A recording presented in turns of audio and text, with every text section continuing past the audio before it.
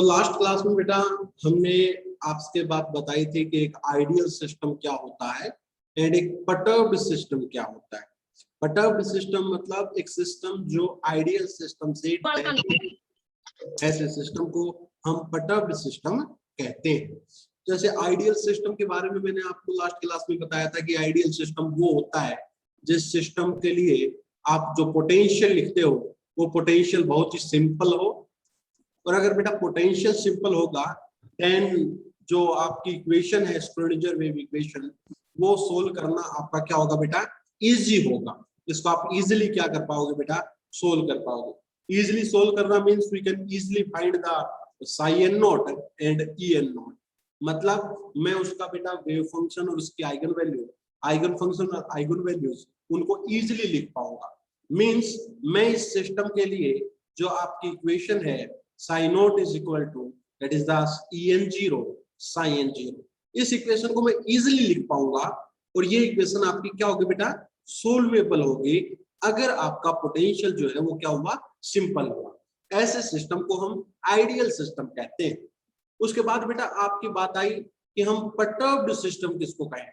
Perturbed system, perturbed system वो system बेटा जो आइडियल सिस्टम से डेविएटेड है, आइडियल से उसमें थोड़ा कुछ बदलाव है। मतलब अगर पहले पोटेंशियल V नोट था तो बेटा अब की बार परटर्ब्ड सिस्टम का potential V note plus something lambda into x type का वेव फंक्शन आपका, सॉरी पोटेंशियल आपका होगा। तो इस केस में आप जो इक्वेशन सोल्व करो, जो सेकेंडियर इक्वेशन सोल्व करते हैं बेटा, ये सोल्व करना भी इजी नहीं है, not easy, this is not easy. मतलब हम इसके केस में साई एन और ई एन बेटा नहीं निकाल सकते। मतलब h into psi n is equal to E into psi n, ये इक्वेशन बेटा आपकी सोल्वेबल नहीं होती इस केस में जब पोटेंशियल आपका थोड़ा सा कॉम्प्लेक्स हो जाए, थोड़ा सा आपका जटिल हो जाए, है ना बेटा। तो ऐसे सिस्टम जो आइडियल से डेविएटेड है, ऐसे सिस्टम को हम परटर्ब्ड सिस्टम कहते हैं। और ऐसे सिस्टम के लिए बेटा हमारे पास एक नई theory I and this theory is called perturbation theory. And perturbation theory आपकी इन सिस्टम्स के लिए एप्लीकेबल थी जो सिस्टम आइडियल सिस्टम से क्या थे बेटा, डेविएटेड थे। इतना हमने लास्ट क्लास में बताया।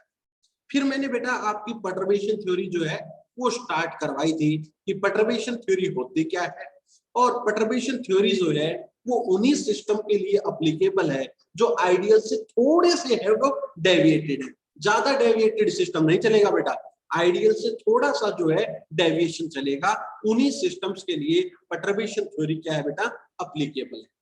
और उन सिस्टम के लिए एप्लीकेबल है जिन सिस्टम्स का मैं हैमिल्टोनियन मतलब टोटल एनर्जी किस तरीके से लिख सकूं बेटा, Hamiltonian of an perturbed system plus Hamiltonian due to the perturbation, इस तरीके से लिख सकूं। मतलब हैमिल्टोनियंस को मैं सेपरेट कर सकूं। ऐसे सिस्टम के लिए परटर्बेशन थ्योरी क्या होती है बेटा, एप्लीकेबल होती है, जिस सिस्टम के लिए आप हैमिल्टोनियन अलग अलग लिख सकते। उसके बाद मैंने कहा था बेटा कि जो ये आपका जो परटर्बेशन है एच डैश, अगर ये एच डैश बेटा फंक्शन नहीं है टाइम का तो आपकी जो थ्योरी है वो टाइम इंडिपेंडेंट थ्योरी हो गई, टाइम इंडिपेंडेंट थ्योरी हो गई। एंड अगर ये आपका जो एच डैश है बेटा, ये अगर आपका टाइम का फंक्शन है then the theory is time dependent perturbation theory, dependent perturbation theory. तो ये आपका on the basis of the perturbed part, कि perturbed part is either the function of the time और नॉट। अगर टाइम का function है then it's the time dependent perturbation theory, और अगर टाइम का फंक्शन नहीं है तो time independent perturbation theory. Now मैंने बेटा ये बात भी बताई थी कि टाइम इंडिपेंडेंट परटर्बेशन थ्योरी भी बेटा दो केसेस में डिवाइड हो जाती है। एक तो क्या बताया था बेटा, बताओ जल्दी से, डिजर्नेट केस, डिजनरेट केस, और एक बेटा नॉन डिजर्नेट केस। अब कोई बच्चा कहेगा कि सर हमें डिजर्नेट और नॉन डिजर्नेट के बारे में नहीं पता, तो मैंने आपको वो भी बताया था। मैंने बताया था बेटा कि अगर हमारे पास एक सिस्टम है और इस सिस्टम में काफी बेटा स्टेट्स हैं, these are the state of the system, psi 1, psi 2, psi 3, psi 4, psi 5, psi n, ये सिस्टम की स्टेट है। अब इस सिस्टम की कुछ एनर्जीज हैं, En1, En2, इन स्टेट्स की एनर्जी है, En3, En4। तो ऐसा सिस्टम जिस सिस्टम में एक स्टेट के कोरस्पोंडिंग एक एनर्जी हो, मतलब ईच आइगन स्टेट हैविंग क्या बेटा, आइगन वैल्यू, एक आइगन वैल्यू हो, हर एक स्टेट की क्या हो बेटा, एक आइगन वैल्यू हो। मैंने आपको उदाहरण दिया था, आपकी क्लास में अगर 70 बच्चे हैं और 70 के 70 बच्चों के अलग अलग मार्क्स आते हैं, तो you are non degenerate case. ये कैसा केस बन गया बेटा, नॉन डिजर्नेट केस। मतलब हर एक स्टेट की जो आइगन वैल्यूज है वो क्या है बेटा, अलग है। Each state having different eigen values. But अगर बेटा ऐसा हो कि इनमें से 2-3 स्टेट, जैसे psi 1, psi 2, psi 3, इन स्टेट्स की बेटा एनर्जी एक ही रहे, En1 एनर्जी एक रहे, मोर देन वन स्टेट्स की अगर आइगन वैल्यू सेम होती है, then this case is degenerate case. Okay, example दिया कि आपकी क्लास में 70 बच्चे हैं और 10 बच्चों के 70-70 नंबर आ जाते हैं या 50-50 नंबर आ जाते हैं, तो बेटा 10 बच्चे क्या हो गए, आपके डिजर्नेट केस हो गया। ये जो सिस्टम है ये कैसा बन गया बेटा, डिजर्नेट केस बन गया। और कोई पूछे कि इस सिस्टम की डिजर्नेसी कितनी, तो बेटा कितनी स्टेट की सेम एनर्जी, 3 स्टेट की सेम एनर्जी, तो बेटा इसकी डिजर्नेसी कितनी होगी मेरे बेटा, 3 डिजर्नेसी होगी। तो ऐसा सिस्टम जिस सिस्टम के अंदर हर एक स्टेट के कोरस्पोंडिंग अलग वैल्यूज ना हो, ऐसे केस को हम डिजर्नेट केस कहेंगे। और नो डिजर्नेट ऐसा केस जिसमें जो वैल्यूज है वो क्या हो, आपकी अलग अलग। तो ये आपका डिजर्नेट और जर्नेट नॉन डिजर्नेट केस था। Now let us start our topic. First we study non degenerate case, time independent perturbation theory, and after that we move towards the degenerate cases. Okay, so let's move non degenerate, या topic डाल सकते हो time independent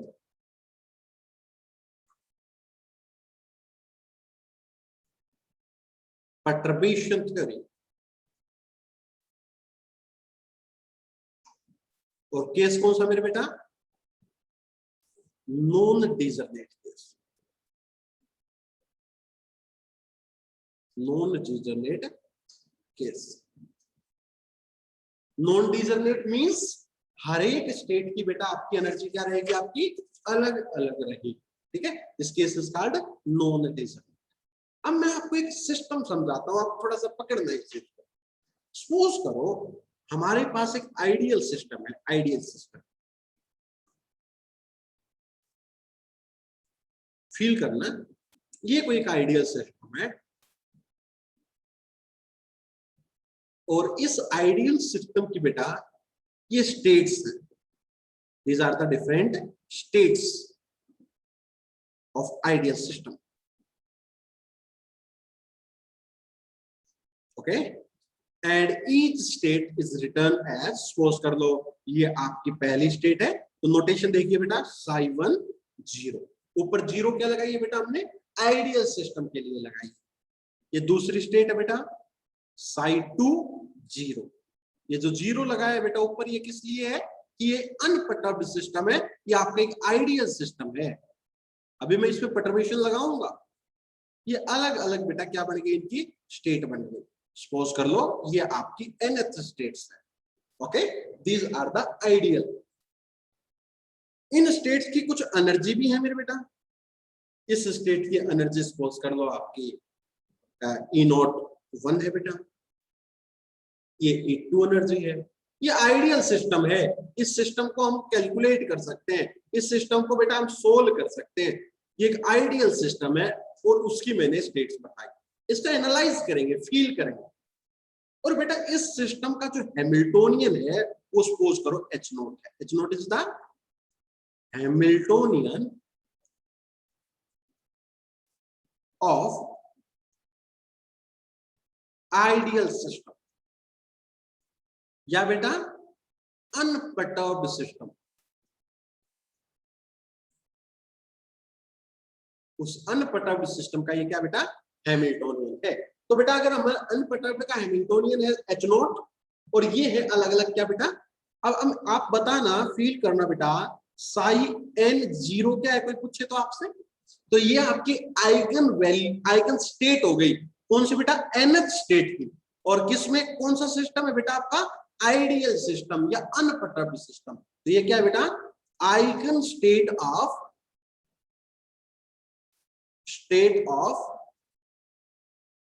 nth state,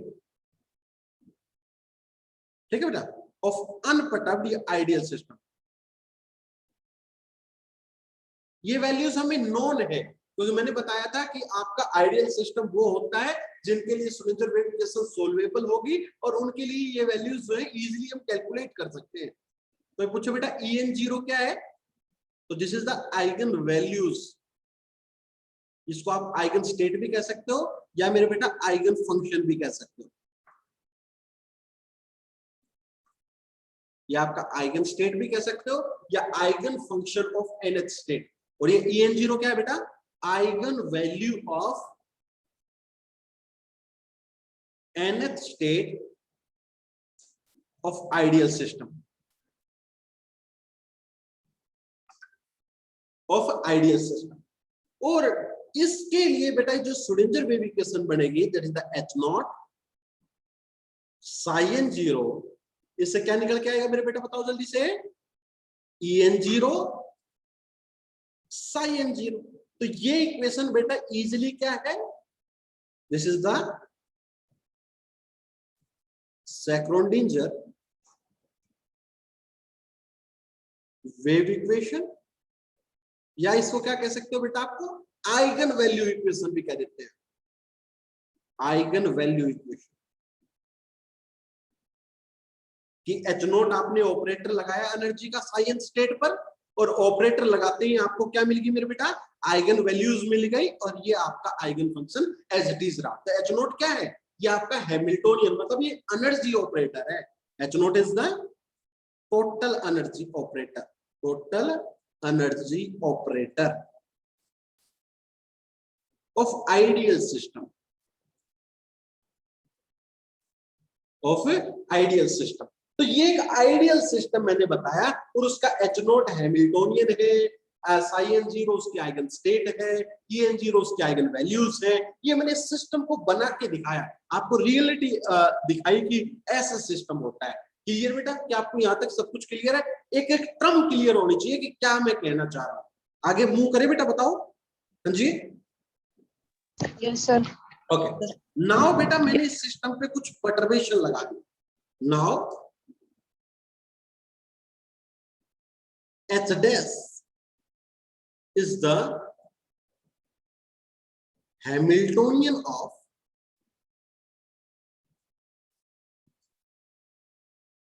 Hamiltonian due to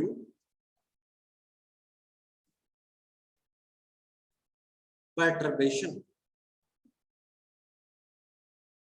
This implies total Hamiltonian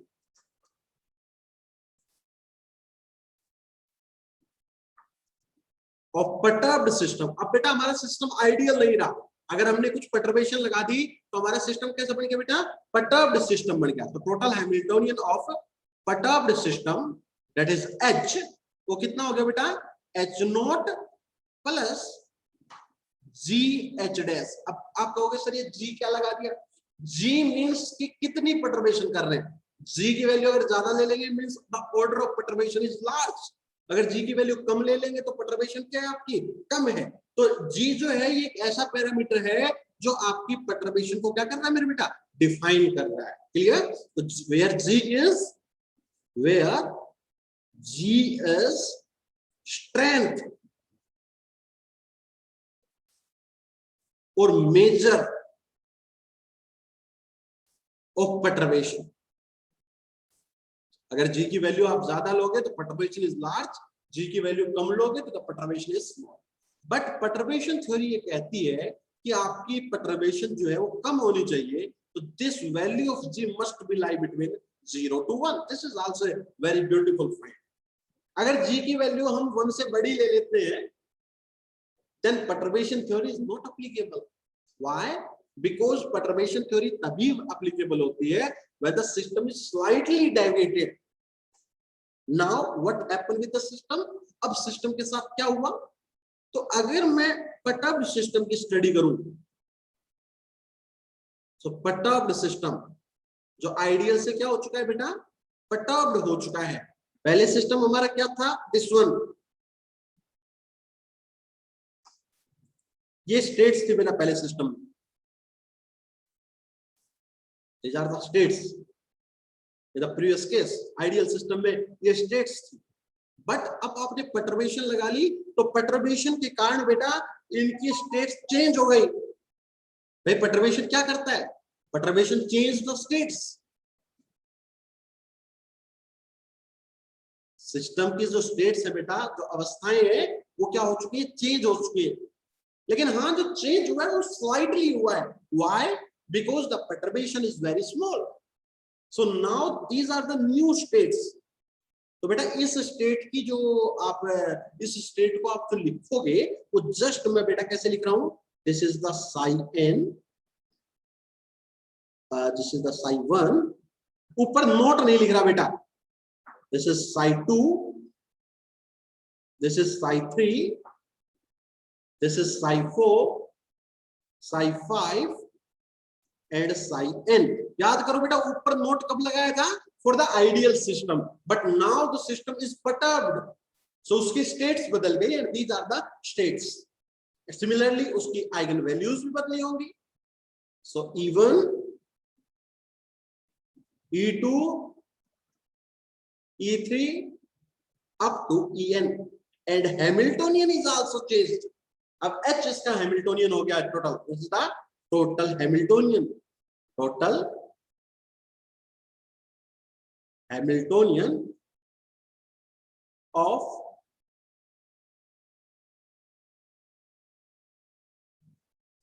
perturbed system. So अब अगर मैं इसमें eigen value equation लिखना चाहूं और perturbed सिस्टम की,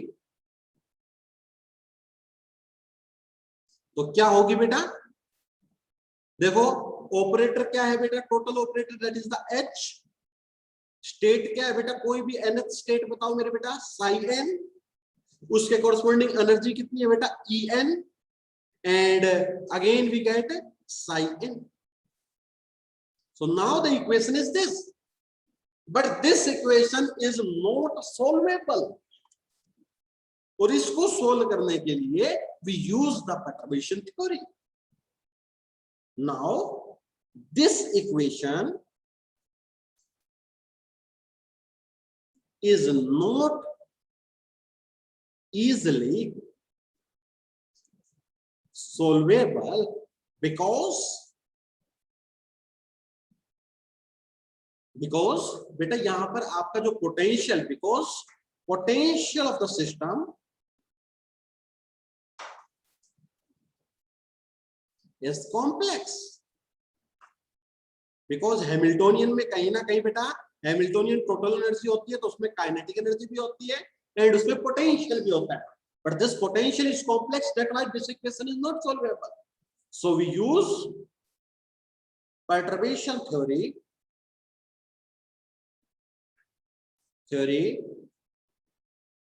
to solve this equation. To solve this equation. हम perturbation theory का इस्तेमाल करेंगे. अब बेटा आपसे कोई छोटी छोटी बातें पूछ ले, what is psi n here? तो ये क्या है? This is the eigen function of nth state of perturbed system. ये perturbed सिस्टम का है. perturbed सिस्टम मतलब मैंने सिस्टम में कुछ perturbation कर दी. कोई पूछे En क्या है? तो this is the eigen values, eigen value of nth state of perturbed system. These are the values and eigen function of the perturbed system. ये निकालने हैं. मेरा मुद्दा बेटा ये है my aim is to calculate this psi n and en, ये निकालना है। इस perturbed सिस्टम परटर्बेशन लगाने के बावजूद हमारा जो psi n और en आया, इसको निकालना हमारा एम है, धर्म है। तो ये मैंने आपको फील करवाया कि एक आइडियल सिस्टम थी जिसकी स्टेट्स ये थी, हैमिल्टोनियन ये था, तो इक्वेशन हम इजीली लिख पा रहे थे, इजीली इक्वेशंस को लिख पा रहे थे इस तरीके से। बट जैसे ही मैंने परटर्बेशन एच डैश लगाई, हमारा टोटल हैमिल्टोनियन कन्वर्ट हो गया, सिस्टम की स्टेट्स चेंज हो गई, सिस्टम की वैल्यूज चेंज हो गई, हमारी आइगन वैल्यू इक्वेशन अलग हो गई। और ये इक्वेशन हम नॉर्मली सोल्व नहीं कर सकते because the potential is complex here. So perturbation theory का इस्तेमाल करके इनको कैलकुलेट करें। ये psi n और en क्या है हमें ये पता लगे। So this is all about the perturbation system. Now let's solve this equation. अब इस इक्वेशन को सोल्व करना हमारा मुद्दा रह जाएगा। So बेटा आपको यहाँ तक क्लियर है, समझ में आ रहा है सब कुछ, बताओ please. Yes, sir. Okay. So I think I move forward. So now we want to solve the equation that is H psi n en psi n, where H is the Hamiltonian of the perturbed system, psi n is the eigenfunction of the perturbed system, en is the eigenvalue of perturbed system. Now we want to find these all things. Now we know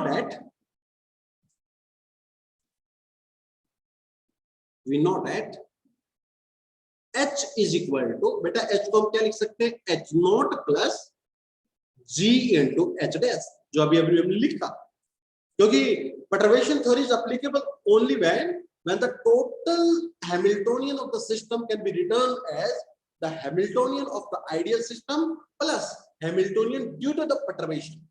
And this Z is the strength of the perturbation. So हमने H को इस तरीके से लिखा, clear? And now the important thing is that actually इस psi n और en को calculate करने के लिए, अब देखो बेटा एक बहुत इंपॉर्टेंट बात बताता हूँ आपको। आपने मेरे ऊपर कोई परटर्बेशन लगाई, तो कहोगे परटर्बेशन कैसे? किसी ने मेरे को एक थप्पड़ मारा, पहली बात तो थप्पड़ आराम से लगाना है, क्यों? परटर्बेशन छोटे लगानी। अब एक बात बताओ, जब मैंने परटर्बेशन लगाई तो बेटा क्या मैं नवीन का प्रवीण हो गया? ऐसा तो नहीं है ना कि मैं नवीन का कोई बदल गया, थप्पड़ मारते इंसान ही बदल गया हो, ऐसा तो कुछ भी नहीं होता है। सिस्टम इज डेविएटेड, थोड़ा सा बदलाव आता है। तो रियलिटी में जब परटर्बेशन हम लगाते हैं बेटा, तो जो वेव फंक्शन और आइगन वैल्यूज हैं उनमें थोड़ा सा बदलाव आता है। ये नहीं कि दीज आर कंप्लीटली चेंज्ड। इसका मतलब मैं कहीं ना कहीं उस psi n और en को इन terms of psi n 0 and en 0 लिख सकता हूं। तो बेटा मैं ये पॉइंट्स को मैं लिखवाता हूं, प्लीज आप लिखें। द ऑर्डर ऑफ या the strength of perturbation is very small. That's why system is slightly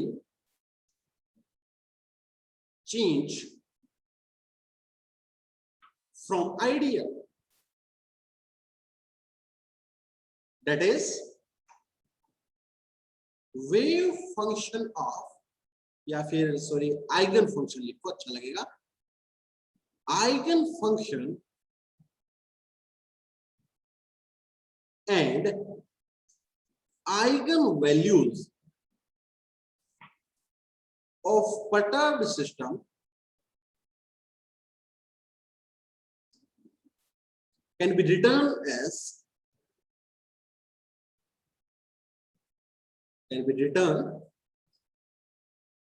in terms of eigenfunction and eigenvalue of ideal system. ये कहता है परटर्बेशन इतनी ज्यादा नहीं है, दैट्स व्हाई मैं बेटा जो साइन को है वो इन टर्म्स ऑफ साइन जीरो लिख सकता हूं प्लस समथिंग जो आपने परटर्बेशन किया है, तो उस परटर्बेशन की वजह से जो बदलाव आए वो बदलाव लिख सकता हूं G2 sin2 G3 sin3। अब बताऊंगा मैं क्या है ये सारी चीजें up to so. And similarly आप En आइगन वैल्यू भी लिख सकते हो in terms of eigenvalue of unperturbed system into G of En1 plus G of En2 G3 En3 up to so on। अब what is this बेटा, sign पता है, En पता है, साइन नोट पता है, En नोट पता है, G is called the strength parameter। now sin1 क्या है बेटा, this is the correction। जो साइन नोट में बदलाव आया है वो बेटा ये बदलाव है sin1, ये sin2, ये sin3। तो दीज आर द ऑर्डर। अगर हम बात करें जो ये 1 2 3 जो ऊपर लिख रहे हैं बेटा, दीज 1 2 3 रिप्रेजेंट द ऑर्डर कि कौन से ऑर्डर का परटर्बेशन आपकी है। This is the order of the perturbation. तो लिखते हैं, फिर मैं दोबारा भी इसको आपको समझा दूंगा बेटा। वेयर द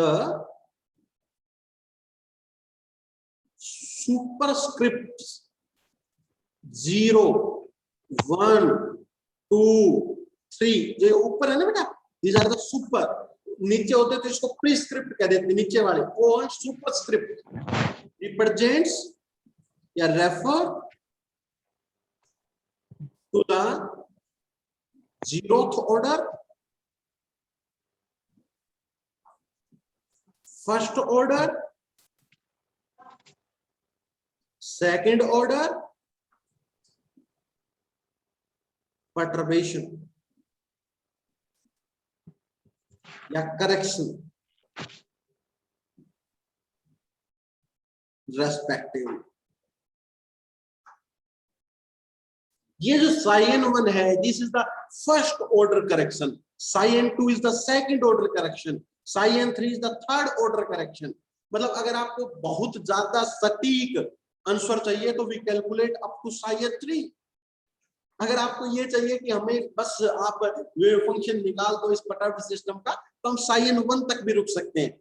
अगर और सटीक चाहिए तो sin2 तक निकालो, और करेक्शन चाहिए तो sin3 तक निकालो। तो these are the corrections in the wave function and in the eigen values. तो आइगन वैल्यूज और आइगन फंक्शंस में these are the correction. Actually perturbation इतनी छोटी है कि जो वेव फंक्शन है वो आपका इन terms of real wave function लिख रहा हूं बेटा। sin0 क्या है, आइडियल सिस्टम का। और ये जो पार्ट है, ये पार्ट बेटा ड्यू टू परटर्बेशन है, ये परटर्बेशन के पार्ट ऐड हुआ है, इसलिए sin1 sin2 sin3 इनको हम क्या कह रहे हैं बेटा, these are the order of the correction. First order correction, second order correction. जितना आपको एग्जैक्ट रिजल्ट चाहिए, move towards the higher order, higher order की तरफ हम क्या करेंगे बेटा, मूव करेंगे। But the important thing is that कि आपने सिस्टम पर परटर्बेशन लगाया, परटर्बेशन लगाने के बाद भी सिस्टम बिल्कुल अलग नहीं होगा, सिस्टम में डेविएशंस आएंगे बेटा। आपने जो आइगन पिछली बार जो स्टेट्स थे, ये जो स्टेट्स ब्लैक रिप्रेजेंट कर रहा हूं, these are for ideal system, और जो रेड से मैंने रिप्रेजेंट की थी, these are the perturbed system. तो ये जो स्टेट है ज्यादा बदलाव की नहीं है, बस थोड़ा सा इनमें चेंज है, और वो जो चेंज है वो चेंज बेटा मैंने इन टर्म्स के रूप में आपको दिखा दिया। तो these are the changes. Now we want to calculate the sin1, sin2, sin3, En1, En2, En3. Once we calculate this thing, we put in this expression, and finally we get sin n and En of the perturbed system. So this is very important concept कि system में जब perturbation होगी तो perturbation theory क्या कहती है, deviation slightly होने चाहिए। मतलब बेटा आइगन वैल्यू और आइगन फंक्शन में स्लाइटली बदलाव होंगे, ये नहीं कि सिस्टम ही क्या हो जाएगा, बदल जाएगा।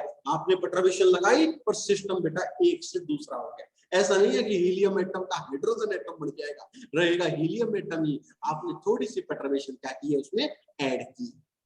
तो this is the important concept actually. So now let's calculate psi n1. What is the psi n1 कोई पूछे तो? This is the first order correction in the eigen function. What is the en1? This is the first order correction in the eigen values. तो मैं लिखता हूं बेटा एक एक चीज। psi n1 अगर कोई पूछे तो this is the first order correction in eigen function. अगर आपसे कोई psi n2 पूछे तो this is the second order correction in eigen function. कोई आपसे en1 पूछे तो this is the first order correction in eigen value. कोई आपसे en2 पूछे so this is the second order correction in eigenvalue. So now let's calculate the psi n1, psi n2, en1, en2. एक बार ये आ गए तो हम इसमें पुट कर देंगे because psi n0 and en0 are known. ये आइडियल सिस्टम के हैं, ये हमें पता होता है, इक्वेशंस को सोल्व करके ये आ चुके हैं। क्लियर है बेटा? यहां तक सबको क्लियर है? आगे मूव करूं? बताओ प्लीज। किसी कोई डाउट हो किसी टर्म में तो आप पूछ सकते हो यहां तक, अन्यथा मैं आगे चलता हूं। बताओ बेटा। चलो सर। चलो बेटा, ये जो इक्वेशन दी थी h psi n equal to e psi n, इस इक्वेशन को नाम दे देता हूं मैं x, काफी यूज होगी बेटा। ये जो इक्वेशन आपने दी इसका नाम 1, इस इक्वेशन का 2, इस तरीके से आप नाम ले लीजिएगा। कोई भी पी क्यू आर आपकी मर्जी है, मैं तो हर बार पढ़ाता हूं तो अलग इक्वेशन देता हूं। कॉन्सेप्ट्स को आपको याद होने चाहिए, इक्वेशंस को रटना नहीं। बेटा आगे मूव करें। अब देखिएगा बेटा, नाउ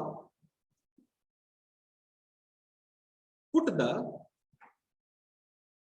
वैल्यू ऑफ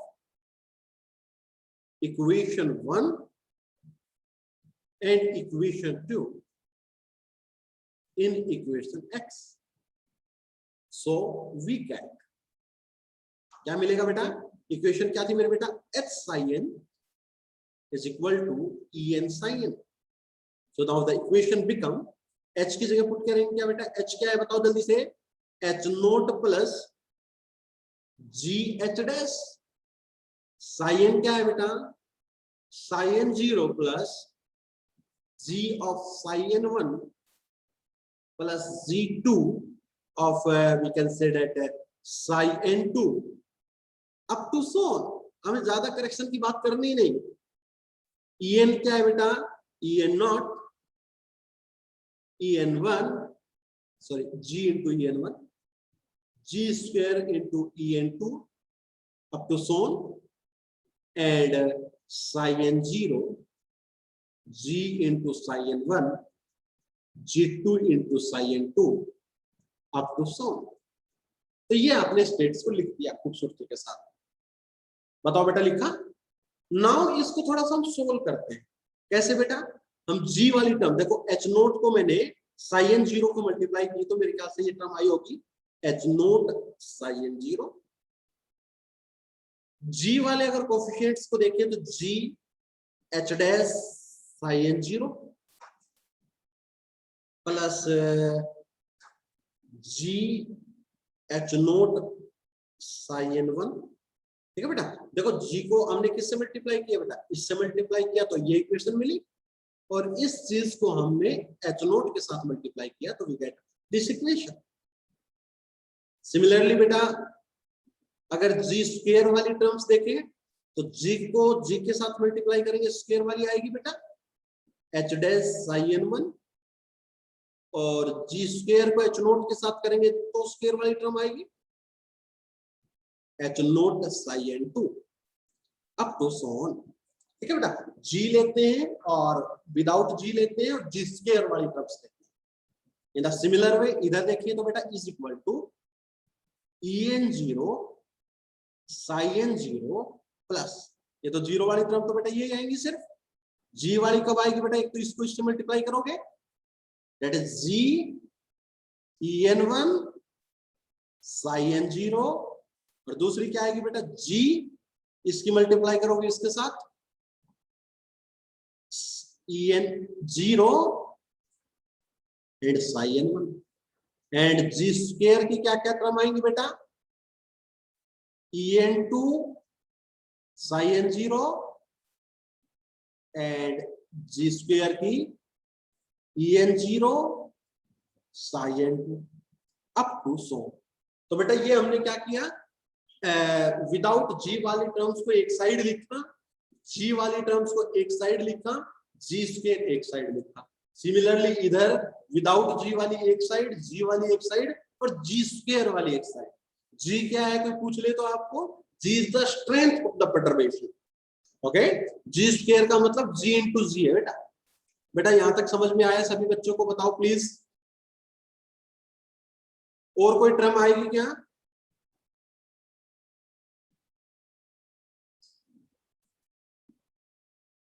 एक टर्म और आएगी बेटा, देखो जी स्क्वायर इनको मल्टीप्लाई करने से बनेगा ना बेटा, इसको और इसको, तो एक जी स्क्वायर की टर्म और आएगी, g square is equal to En1 sin1। Similarly बेटा यहां तो हम लिख ली शायद ये जी और जी की टर्म मिलकर जी स्क्वायर की टर्म बनाएगी, हाँ यहां लिख चुके हैं हम, और एक टर्म ये हो। देखो बेटा प्लीज चेक इट, हाँ जी बेटा बताओ क्या आपने यहां तक कर ली, इक्वेशन बना ली? आपने जी वाली टर्म्स एक साइड, जी स्क्वायर एक साइड, इस तरीके से टर्म बनाई। Now compare the coefficient of G की पावर 0, जी की पावर 0 मतलब बेटा 1, मतलब जिसमें जी नहीं है, तो वो कौन कौन से हो गए बेटा, देखो इस साइड तो क्या हो गया H0 sin0, और इस साइड क्या हो गया बेटा, देखो जल्दी से En0 sin0। तो ये हमारी एक इक्वेशन और निकल के आई बेटा, मैंने इक्वेशन 2 तक वहां बना दी थी, एक दो, ये इक्वेशन नंबर 3 आ गई।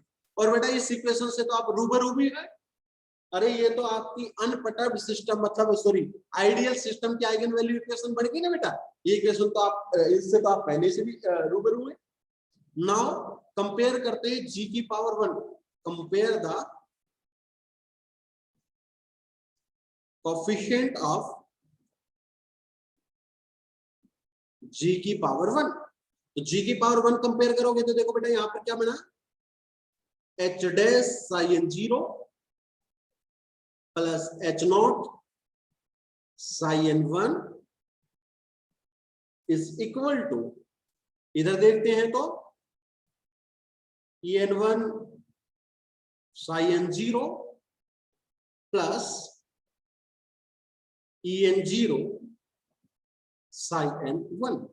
तो this is my fourth equation. आपने क्या कंपेयर किया मेरे बेटा, आपने पावर ऑफ जी की पावर 1 को कंपेयर किया, so we get this famous relation. देखो बेटा आई नहीं आई, चेक करो सभी बच्चे। Yes, sir. Okay, now compare the coefficient of g की पावर 2।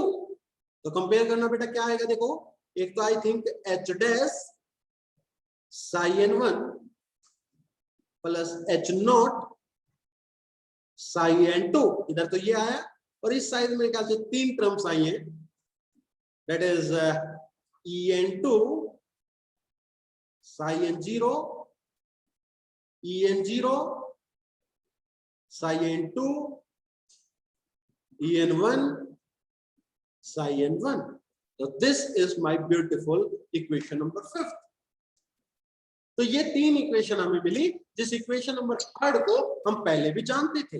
अब हम इक्वेशन नंबर 4 और 5 का इस्तेमाल करके क्योंकि मेरा मुद्दा है sin1 निकालना, sin2 निकालना, en1 निकालना, en2 निकालना, क्योंकि अगर ये निकल के आ गए देन डेफिनेटली मैं उसको काम कर पाऊंगा। बताओ बेटा, क्या आपको इक्वेशन नंबर 5 तक काम आ गया? हाँ जी बेटा बताओ please. Yes sir. Okay, now अब हमारा कॉन्सेप्ट क्या आ गया बेटा? Now we want to find the this sin1 en1, उसी के लिए काम कर रहे हैं बेटा, sin2 en2।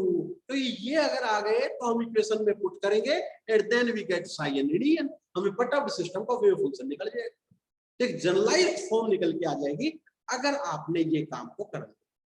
Clear? Things are clear? So equation 5 तक आप इसको अच्छे से करो, इक्वेशन नंबर 5 तक।